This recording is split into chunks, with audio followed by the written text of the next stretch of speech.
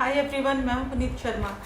आज हम जिस विषय के ऊपर चर्चा कर रहे हैं वो है राहु का गोचर परिवर्तन। राहु अभी मिथुन राशि में गोचर और भ्रमण कर रहे हैं। 23 सितंबर सुबह 7:43 से राहु वृश्चिक नक्षत्र में रहते हुए ही मिथुन राशि से वृषभ राशि के अंदर गोचर करना प्रारंभ करेंगे और 18 महीने का ये समय इनका इसी राशि में रहने वाला होगा। अब इस राहु के स्थान परिवर्तन का हम लोगों के जीवन के ऊपर किस तरह से प्रभाव होगा, किस तरह से ये हम लोगों की लाइफ के अंदर हम लोगों से गोचर के अंतराल में अपेक्षाएं करेंगे और कैसी रेमेडीज और कैसी प्रिकॉशंस हम सभी राशि वाले लोगों के लिए एडवाइजेबल हैं। आज मैं उन्हीं के ऊपर चर्चा करूंगी और मैं आप लोगों को बताऊंगी कि राहु से अगर आप भयभीत रहते हैं, क्योंकि राहु शनि से जनरली मैंने देखा है कि लोग भयभीत रहते हैं, लेकिन कोई भी ग्रह जो है कभी भी बुरा नहीं होता। उनकी एनर्जीज होती हैं और उनके एनर्जीज को आपने अपनी लाइफ में किस तरह से यूटिलाइज करना है वो आपको समझने की इतनी सी ही कवायद करनी होती है। अगर हम उनकी एनर्जीज को समझ के उनके एनर्जीज को यूटिलाइज करना सीख जाते हैं, हम जब उन ग्रहों के साथ चलना सीख जाते हैं तो ग्रह जो हैं वो हमारे साथ मित्रता पूर्ण व्यवहार करते हैं, यानी कि उनसे हमें फ़ायदा ही होता है। ग्रह अपनी गति से चलेंगे ही चलेंगे, जीवन है अविरल चलेगा। कर्म क्षेत्र में जब हमने एक जीवात्मा की तरह पदार्पण किया है तो हम अछूते नहीं रह सकते, ना ग्रह से, ना गोचर से, ना उनके प्रभाव से।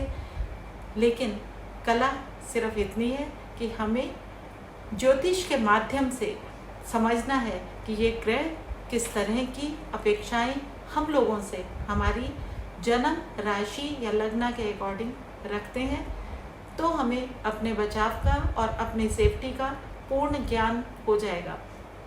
यही एक तरीका है।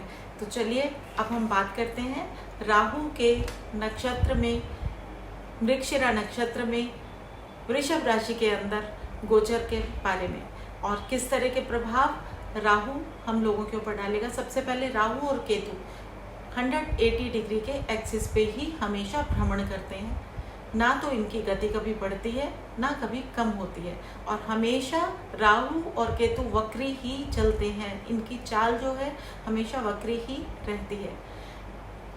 जब राहु आर्द्रा नक्षत्र में मिथुन राशि में भ्रमण कर रहे थे उस समय केतु अपनी क्रूर राशि मूल संज्ञक राशि धनु में जीव ग्रह बृहस्पति के साथ बैठे थे। उस समय में जब 26 दिसंबर को 2019 में एक सूर्य ग्रहण हुआ पूर्व भाद्रपद नक्षत्र के अंतर्गत, उस समय में एक रहस्यमय बीमारी ने, एक विषाणु ने जन्म लिया जिसने पूरे विश्व को अपनी चपेट में ले लिया और जिसकी वजह से आज हम लोग एक नए लाइफस्टाइल में अपने आप को सचेत करके चला रहे हैं ताकि हम उस विषाणु को फाइट कर पाएँ, उसको झेल पाएँ या उससे सचेत होके अपनी आने वाली जनरेशन्स के लिए एक अच्छे विश्व की कल्पना कर पाएँ।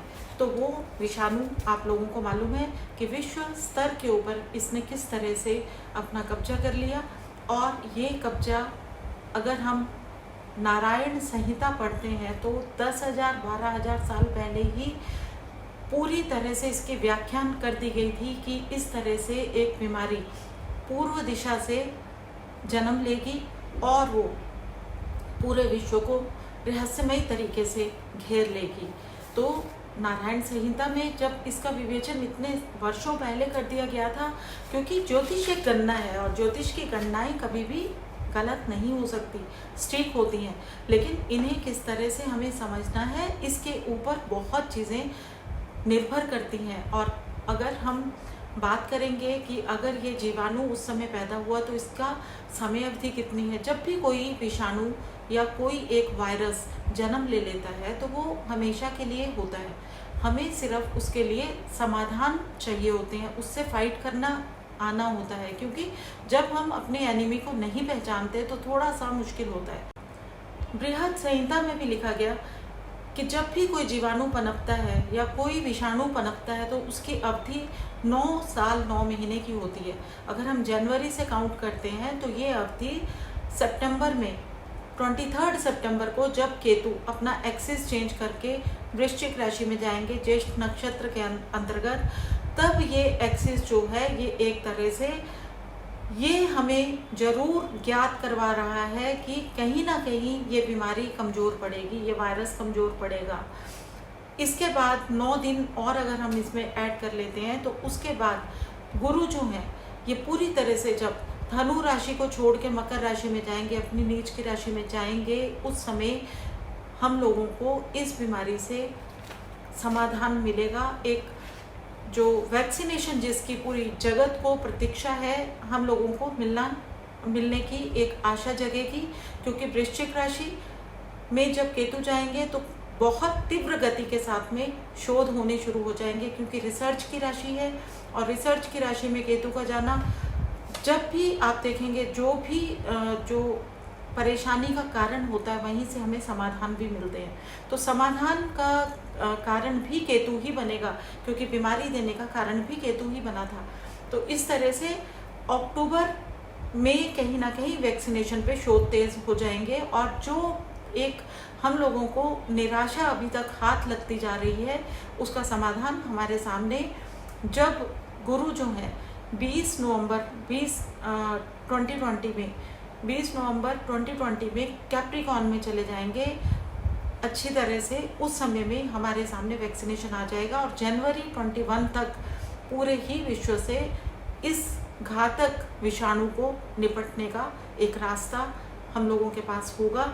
मेडिकल जो हमारा है, विज्ञान जो है हमारा, इसमें जब स्पिरिचुअल प्लेनेट जाएगा तो कहीं ना कहीं एक अध्यात्म की एनर्जी इसमें शोध में मदद करेगी। तो एक राहत इस गोचर में सबसे पहला जो हमारी प्रेडिक्शन है ये है, और दूसरी राहत होगी आत्मनिर्भरता की।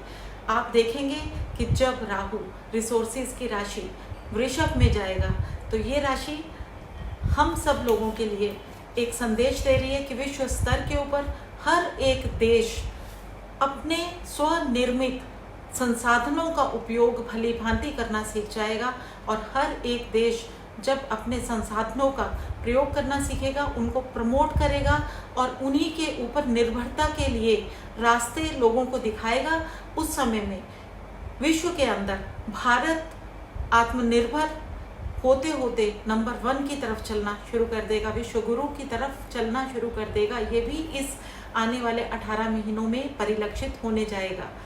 इसके बाद में आज तक जो वायोलेशंस या ऐसी स्थितियां बॉर्डर्स के ऊपर बनी हुई हैं, चाइना के साथ बनी हुई हैं, टेंशन्स जो चल रहे हैं, टेररिज्म जो चल रहा है, या जहाँ पे बॉर्डर के ऊपर कॉन्फ्लिक्ट आपको दिखाई दे रहे हैं, ये थोड़े बढ़ेंगे, लेकिन इनको बढ़ने के साथ साथ में कंट्रोल में कर लिया जाएगा, क्योंकि संसाधनों की राशि हमारे भारतवर्ष की कुंडली में लग्न में वृषभ राशि है। तो हम अब नीति अनुसार बहुत सारे ऐसे फैसले कर पाने के लिए सक्षम होंगे जो हमारे देश के हित में होंगे। इस तरह से ये जो गोचर है हम लोगों को बहुत ज़्यादा अच्छे रास्ते की एक उम्मीद दिखाएगा। इसीलिए अब हम राशियों के अनुरूप किस तरह से राहु और केतु के गोचर का प्रभाव होगा उसके बारे में चर्चा करेंगे। विशेष तौर पे ये जो वीडियो मैं आज बना रही हूँ इसका उद्देश्य सिर्फ इतना है कि आप लोग आने वाले 18 महीने किस तरह से प्लान आउट कर सकते हैं, कौन से ऐसे रेमेडीज़ हैं जिन्हें आप कर सकते हैं, उनके ऊपर ज़रूर विचार करें। राहु से डरने की ज़रूरत नहीं। एक बार मैं आपको दोबारा से ये बात बता दूँ। मेष लगन, अब हम बात कर रहे हैं मेष लग्न की। जिन भी लोगों का लगन मेष है उनके दूसरे भाव में राहु का गोचर 23 सितंबर से 18 महीने के लिए होने जा रहा है। यानी कि अब उनके जीवन के अंदर वो पहलू, यानी कि धन संचय के पहलू, धन को कमाने के, अर्जित करने के नियम बदलेंगे। यानी कि कुछ एक नवीनीकरण की आवश्यकता उन लोगों को रहेगी। मेष राशि के जातकों को विचार करना होगा उन्हें ख्याल रखना होगा अपने खान पान के, जो व्यवहार उनके पहले से चलते जा रहे थे मेष लगन वालों के, उसमें वो आधुनिकरण करें, कुछ नवीनीकरण करें, और अपने धन अर्जित करने के संसाधनों में कुछ एक जो उनका अड़ियल रवैया पहले से रहा है कि एक ही व्यापार करना है, एक ही कारोबार करना है, तो उसे वो बदल के ज़रूर आजमाएं, क्योंकि उन्हें उनके लिए बहुत सारे वेन्यूज़ खुलने वाले हैं, और अगर वो संभावनाएं तलाशेंगे तभी तो उन्हें सफलताएं मिलेंगी। अब हम बात करते हैं वृषभ राशि की, जिनके लग्न में ही राहु अब गोचर करेंगे 18 महीने के लिए। और ये जो समय रहेगा, राहु जब भी लगन में आते हैं तो हम अगर अपने आप को इग्नोर करते हैं, हम अपने आप में एक अंतर्मन की आवाज़ को नहीं सुनना चाहते हैं, और जब हम अपने ऑब्सेशंस को लेके उनके पीछे लगातार भागते हैं, तो कहीं ना कहीं हम अपनी हेल्थ को ज़रूर खतरे में डालते हैं। तो हमें अपने हेल्थ के ऊपर ख़ास तौर पे ध्यान देना है। हेल्थ का ध्यान देंगे तभी हम अपनी आजीविकाओं के लिए कुछ नया कर पाएंगे। और राहु का लगन में होना बुरा इसलिए नहीं है क्योंकि ये हमें सिखाता है कि हमें अपने ऊपर कैसे कार्य करना है, और हमें अपने ऊपर कैसे कॉन्फिडेंट हो के अपने विचारों के ऊपर विश्वास करना है। जब हम अपने पे विश्वास करना सीखते हैं तभी हमें जीवन के अंदर एक गति मिलती है। तो हमें इस राहु के गोचर को पॉजिटिव ही लेना है, और अगर इसके हेल्थ के ऊपर कुछ नकारात्मक प्रभाव हमें दिखाई दे रहे हैं तो मैं वीडियो के अंत में आप लोगों को बहुत अच्छे और इफ़ेक्टिव और एप्लीकेबल प्रैक्टिकल रेमेडीज़ और सुझाव दूंगी, इसलिए इस वीडियो को अंत तक देखिए। वृष के बाद में मिथुन की बात अगर हम करते हैं, मिथुन लग्न वालों के लिए उनके 12वें घर के अंदर अब राहु भ्रमण करेंगे, तो उन्हें सचेत रहना है अपने एक्सपेंसेस के बारे में। उन्हें अपने खर्चों को, अगर वो फिजूल के हैं तो उन्हें कंट्रोल करना सीखना है। उन पे काबू रखेंगे तो ज़्यादा अच्छा रहेगा। उन्हें कहीं ना कहीं ऐसा मौका मिलेगा कि वो आश्रम से जुड़ेंगे, चैरिटेबल वर्क से जुड़ेंगे, तो उन्हें बार बार हॉस्पिटल्स के चक्कर ना लगाने पड़े, उनकी अपनी हेल्थ ठीक रहे। और उनका 12वां घर क्योंकि एक्टिव होने जा रहा है, तो उन्हें ध्यान रखना होगा, उन्हें चैरिटी करनी चाहिए, उन्हें चैरिटी करनी पड़ेगी ताकि उनके पॉजिटिव खर्चे हों। और उनकी पॉजिटिव खर्चे इन्वेस्टमेंट के अगर फॉर्म में वो करते हैं तो उनका धन बचेगा। 18 महीने प्लानिंग के साथ करें तो उन्हें कुछ भी डरने की ज़रूरत नहीं है, क्योंकि राहु जो है ये वायु तत्व प्रधान ग्रह है, और अब वो अर्थ राशि पृथ्वी राशि में जाएगा। तो कहीं ना कहीं अगर आप धन को आप इन्वेस्टमेंट निवेश के फॉर्म में खर्च करते हैं तो आपकी प्रॉपर्टीज बनेंगी। मिथुन के बाद में कर्क राशि की अगर हम बात करते हैं तो सबसे अच्छा गोचर कर्क राशि के जातकों के लिए होने जा रहा है, क्योंकि 11वें स्थान के अंदर उनके राहु देव भ्रमण करेंगे 18 महीने के लिए। लाभ के रास्ते खुलेंगे, आमदनी बढ़ेगी, नए वेन्यूज़ मिलेंगे, नवीनीकरण के तकनीकी तरीके से वो अपने आसपास कुछ ना कुछ ऐसा आधुनिकरण के साथ में अपने आय के स्रोत को वो जीवित करेंगे, यानी कि उनके लिए सुनहरी भविष्य एक रास्ता खोल के, द्वार खोल के उनकी वेलकम करने जा रहा है। तो कर्क राशि के लगन के जातकों के लिए बहुत ही सुनहरे अवसर का 18 महीने का एक समय आ रहा है। इसे वो सावधानी से और सचेत तरीके से और एक स्थिरता के साथ, दृढ़ निश्चय के साथ अगर इसका सदुपयोग करेंगे तो ये समय उन्हें कहाँ से कहाँ ले जाएगा, वो इसकी अभी कुछ भी जो एक बोलते हैं परिकल्पना तक नहीं कर सकते। लेकिन बहुत अच्छा समय है सिंह राशि के लिए। दशम स्थान में, उनके दशम भाव में राहु का गोचर होने जा रहा है 18 महीने के लिए। कार्य क्षेत्र के अंदर उन्हें अपना वर्चस्व बढ़ता हुआ, कद बढ़ता हुआ दिखाई देगा। उनके प्रमोशंस अगर बड़े समय से रुकी हुई हैं तो उन्हें प्रमोशन मिलेगी। उनके दायित्व उनके ऊपर निभाने की जो जिम्मेदारी दी जाएगी वो बड़ी शान से उसे निभाएंगे। उनका कर्मठपन ही उन्हें आगे आने वाले भविष्य के लिए तैयार करेगा। उनके लिए रास्ते बहुत अच्छे हैं, बहुत शानदार हैं। तो सिंह जातकों के लिए, लगन के जातकों के लिए बहुत ही सुनहरे अवसर लेके ये गोचर आ रहा है, तो उनके लिए शुभकामनाएं। लेकिन उन्हें अपने दाम्पत्य जीवन को जरूर संभाल के चलना है, कहीं भी कड़वाहट नहीं करनी, कहीं पे भी निर्णय नहीं थोपने और वाणी के ऊपर संयम रखना है। कन्या राशि की अगर हम बात करें तो कन्या राशि के लिए ये जो गोचर होने जा रहा है ये इसलिए लाभदायक प्रयोजन का है क्योंकि 9th हाउस उच्च शिक्षा का भी है, गुरुओं का भी है और हम लोगों के लिए नवीनीकरण के आधुनिक जो एक ज्ञान है उसको ये बढ़ाने में हमारी मदद करने वाला है। और इसमें हमें अर्थशास्त्र से जुड़ा हुआ ज्ञान, यानी कि किस तरह से धन को कमाना है, कैसे अर्जित करना है, ये जो ज्ञान है, ये जो जानकारियाँ हैं, कन्या लगन के जातकों के लिए बहुत ही शुभ गोचर है।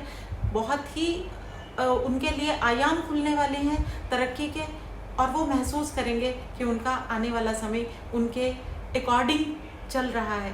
तो उनके लिए शुभकामनाएं। तुला लगन की अगर हम बात करते हैं तो वृश्चिक राशि में केतु और दूसरे स्थान पे केतु और अष्टम स्थान के ऊपर राहु गोचर करेंगे और ये जो समय रहेगा उनके लिए ट्रांसफॉर्मेशन का रहेगा। उन्हें इससे घबराना नहीं है क्योंकि बहुत चीज़ें बदलेंगी, बहुत संदर्भों में उन्हें निर्णय ऐसे थोप दिए जाएंगे, उन पे इनहेरिटेंस को लेके काफ़ी सारे इश्यूज ऐसे होंगे जो पेंडिंग थे, उनका समाधान होगा और हो सकता है कि उन्हें वो अपने लिए ऐसा लगे कि ये उनके अनुकूल नहीं हुआ है, लेकिन उन्हें घबराने की बिल्कुल भी ज़रूरत नहीं है। ये ट्रांसफॉर्मेशन उनके लिए आने वाले समय के लिए बहुत ही शुभ संकेत लेके आएगी और ऐसा भी हो सकता है कि बहुत दिनों से जो मसले अटके हुए थे आर या पार हो जाएंगे और ये ट्रांसफॉर्मेशन उनके आने वाले समय के लिए अच्छी होगी। तुला के जातकों के बाद में हम बात करते हैं वृश्चिक की। वृश्चिक राशि के लोगों के लिए जो राहु हैं ये 7वें स्थान के ऊपर भ्रमण करेंगे। उनके लिए अगर साझेदारी में कोई चीज़ें पहले से चलती आ रही हैं, कोई बिजनेस है, कोई व्यापार है, तो उसमें भी उन्हें जैसा है उन्हीं फैसलों के ऊपर ही अभी निरंतर कार्य करना है। न्यू एक्सपेंशंस थोड़े दिनों के लिए रोक देनी है क्योंकि मृगशिरा नक्षत्र है। रोहिणी नक्षत्र में जब तक राहु नहीं जाएंगे तब तक उन्हें सचेत होकर ही चलना है। तो पहले के जो 2-3 महीने का समय रहेगा 23 सितंबर के बाद का, तो अगर वो कोई एक न्यू पार्टनरशिप्स के बारे में प्लान आउट कर रहे थे तो थोड़ा सा रुक जाएं। समय उनके लिए न्यू जो वेन्यूज है उनको लेके आ रहा है, धन के आगमन होंगे।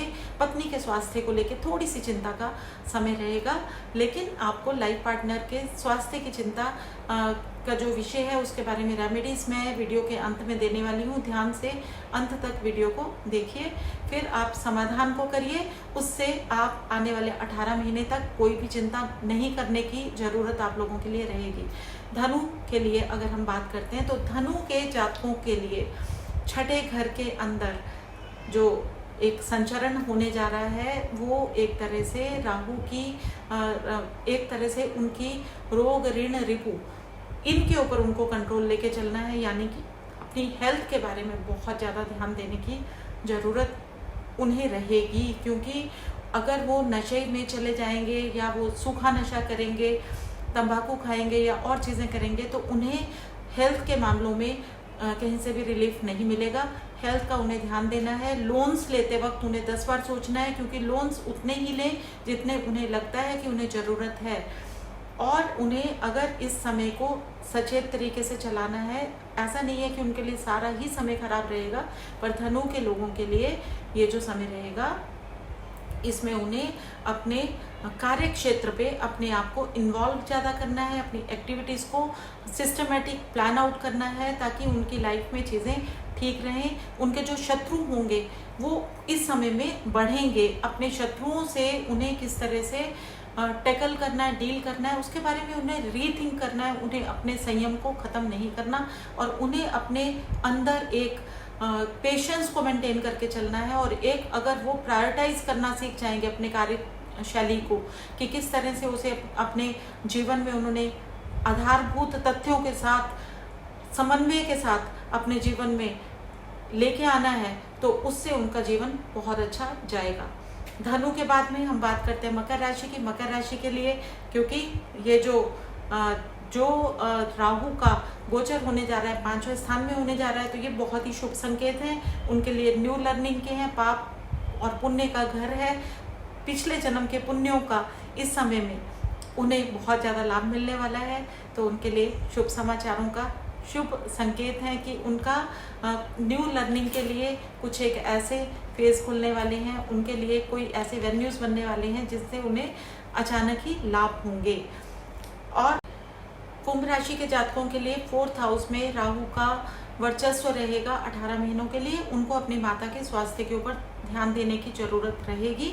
और अगर आप माँ के स्वास्थ्य के बारे में चिंतित हैं तो जो मैं अंत में रेमेडीज़ आपको देने जा रही हूँ उनके ऊपर आप ज़रूर ध्यान दीजिए, उन्हें कीजिए, ताकि आपका जो खर्चा माँ के स्वास्थ्य के ऊपर होने वाला दिखाई दे रहा है या अपने घर के रेनोवेशंस में होने के योग बना रहा है या आपके वाहन के ऊपर मेंटेनेंस के खर्चों को बढ़ाते हुए दिखा रहा है, उसके ऊपर आप कंट्रोल कर पाएँ। माँ के स्वास्थ्य में विशेषकर हड्डियों से संबंधित रोगों की आशंकाएं आप लेके चल सकते हैं और उनकी सर्जरी की नौबत के ऊपर आपको खर्चा करना पड़ सकता है। कुंभ राशि के बाद बात करेंगे मीन राशि की। मीन राशि के लिए तीसरे भाव के अंदर राहु वृषभ राशि में 18 महीने के लिए पराक्रम भाव को बलवान करेंगे। भाई बहनों का ये घर है, सिबलिंग्स का घर है, पराक्रम का घर है और इस घर के अंदर बहुत ही कंफर्टेबल स्थितियों के अंदर राहु जो है आपके वर्चस्व को बढ़ाएंगे। आपके कम्युनिकेशन स्किल के थ्रू आपके लिए आपके समाज के अंदर प्रतिष्ठा को बढ़ाने वाले हैं। आपको रिकॉग्निशंस दिलाएंगे, आपको मेडल्स मिलेंगे, अवार्ड्स मिलेंगे और आप इस 18 महीने के समय में अपनी वाणी के प्रभाव से और अपने पराक्रम, अपने सेल्फ एफर्ट्स के थ्रू एक दबदबा और एक अपना नाम जरूर बनाने वाले हैं। अब हम बात करते हैं रेमेडीज़ के बारे में। आपको 18 महीने के लिए जो रेमेडीज़ करनी है वो ध्यान से सुनिए। सबसे पहले चंदन का इत्र लीजिए और ये इत्र को अपने देवी देवताओं को रोज़ सुबह आपने लगाना है और एक इत्र आपने अपने पर्सनल यूज़ के लिए रखना है। जब भी आपने घर से निकलना है तो इत्र को या तो अपने हैंकी पे आप लगा लीजिए या अपने वस्त्रों पे कहीं पे भी आप उस इत्र का इस्तेमाल कीजिए। चंदन का इत्र जो है राहु के दुष्प्रभावों से आपकी रक्षा करेगा।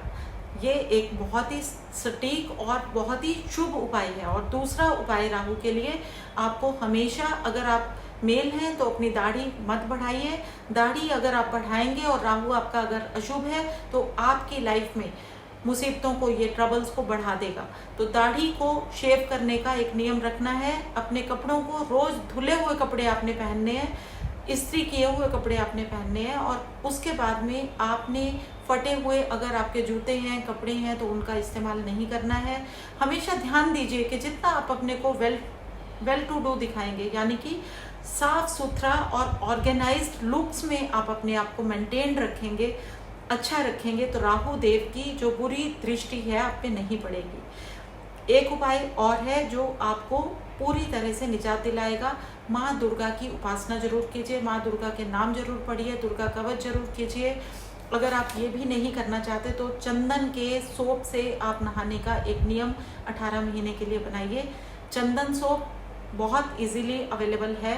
और एक नियम जो इन एडिशन मैं आप लोगों को देने जा रही हूँ, ये महा उपाय की तरह ही आप समझिए कि आने वाले 18 महीने आपके कारोबार में जो एक पिछले दिनों में मध्यम स्तर की एक रुकावट सी आप फील कर रहे हैं या एक जो आपके आमदनी के अंदर कमी आ गई थी या आपको नौकरी में शत्रुओं से जो भी चिंताएं थी, हेल्थ को लेके जो इश्यूज थे, उनको अगर आपने बचाना है तो आपको पूर्व दिशा में या नॉर्थ ईस्ट की दिशा में एक गोल्डन कलर के गणेशा को लेके आना है और गोल्डन कलर के लोटस के ऊपर आपने उन्हें स्थापित करना है और उन गणेशा के आगे आपने चंदन का कुछ एक टुकड़े जो हैं एक कांच के बाउल में परमानेंटली वहाँ पे प्लेस कर देने हैं। तो ये जो रेमेडी है, इसको अगर आप अपने घर में रख देते हैं बना के, तो आपके आने वाले 18 महीने राहु और केतु का ये वाला जो गोचर है ये बहुत शुभ होने वाला है। और चंदन से अभिप्राय क्या है मेरा, मृगशिरा नक्षत्र। मृगशिरा नक्षत्र मृग और शिरा, यानी कि मृग जो हिमालयन रेंज के अंदर जो नर मृग होता है उसके अंदर एक कस्तूरी होती है, वो उसके भ्रम में पूरे जीवन भटकता है कि ये खुशबू कहाँ से आ रही है। और जिस दिन उसे ये आभास हो जाता है कि खुशबू उसके अंदर से ही आ रही है, तो उसके जीवन बदल जाते हैं, उसके जीवन की गति बदल जाती है। राहु हमें यही बताने के लिए गोचर में अब वृषभ राशि में आ रहे हैं, अर्थ राशि में आ रहे हैं, धन की राशि में आ रहे हैं, रिसोर्सेज की राशि में आ रहे हैं कि हमें अपने आयाम खुद ढूंढने हैं, तय करने, अंतर्मन की आवाज़ पे चल के। God bless you all.